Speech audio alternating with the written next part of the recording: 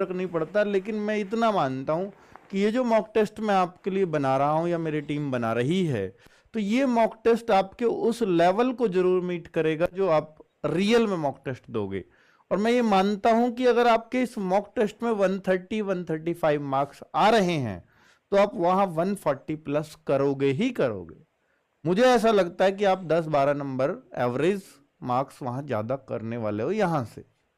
ठीक है, ये मेरा पर्सनल मत है उसका। और मैं ये तब कहता हूं ये बात, अगर आपका रियल टेस्ट जैसे अब तक प्रीवियस ईयर 2 बार आया है, यानी पिछले 2 बार आया है, अगर वैसा ही आया तो, लेकिन ये ऐसा नहीं है कि वैसा ही आएगा जैसा पिछली 2 बार आया है। अगर लेवल चेंज हो गया तो आप 140 का मूड बना के मत जाइएगा। अगर लेवल ही चेंज हो गया और आप इस मानसिकता से जा रहे हो कि 80 में से तो 70-72 क्वेश्चन मुझे सही करने ही हैं, और शुरुआत में कुछ ऐसे क्वेश्चन आ गए जो 3-4 आपसे बन ही नहीं रहे, चाहे वो मैथ्स के हो सकते हैं या रीजनिंग में श्री जैसी दे सकता है, जानबूझ के करता है कभी कभी वो। और शुरुआत में अगर पेपर में बैलेंस बिगाड़ा तो वो आपका दिमाग खराब करता है।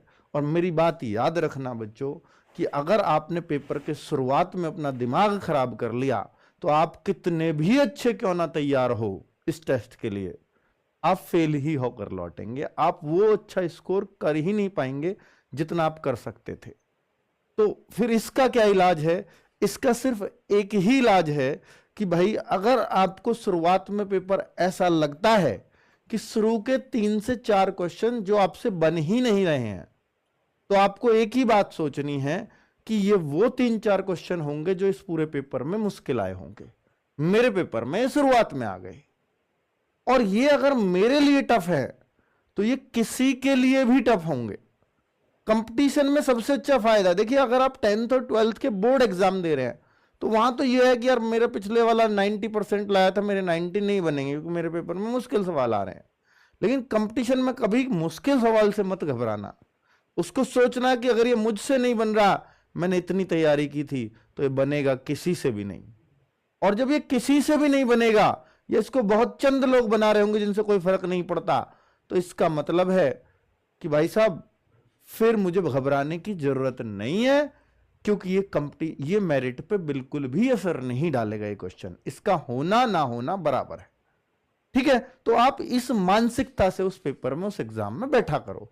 ये मेरे आपको कुछ बातें हैं जो आपको एग्जाम टाइम में कुछ रिलीफ देंगी और आपको पेपर से लड़ने में लगातार हेल्प करेंगी अगर आप कहीं भी हिम्मत हार रहे होगे तो। और वो बहुत जरूरी है उस टाइम पे हिम्मत आना जब हम हिम्मत हार रहे हों, क्योंकि बहुत लोगों का एक्सपीरियंस मैं आप लोगों को बता रहा हूं कि शुरुआत में अगर पेपर बिगाड़ लेते हैं तो पूरा पेपर बिगड़े हुए मन से करते हैं और वो कभी भी सेलेक्ट नहीं हो पाते। और जो शुरुआत में ये सोच जाते हैं कि कोई नहीं, ये 3-4 नहीं हुए, बाकी पे अपना पर्सनल बेस्ट देने का ट्राई करता हूं, क्योंकि कई बार एग्जामिनर खुद करता है ऐसा कि शुरुआत में टफ डाल दे, रीजनिंग में शुरुआत में टफ डाल दे, मैथ्स के जो टफ हैं उनको सबसे ऊपर मैथ्स में रख दे। ठीक है, और वो क्रम चेंज होकर आता है, किसी के में वो टफ आएगा ऊपर, किसी के में आसान आएगा, टफ बाद में होगा, तो वो कोई दिक्कत वाली बात नहीं है उससे। ठीक है, चलो बच्चों, तो अब अगर मैं बोलूं कि आज के जो टॉप 100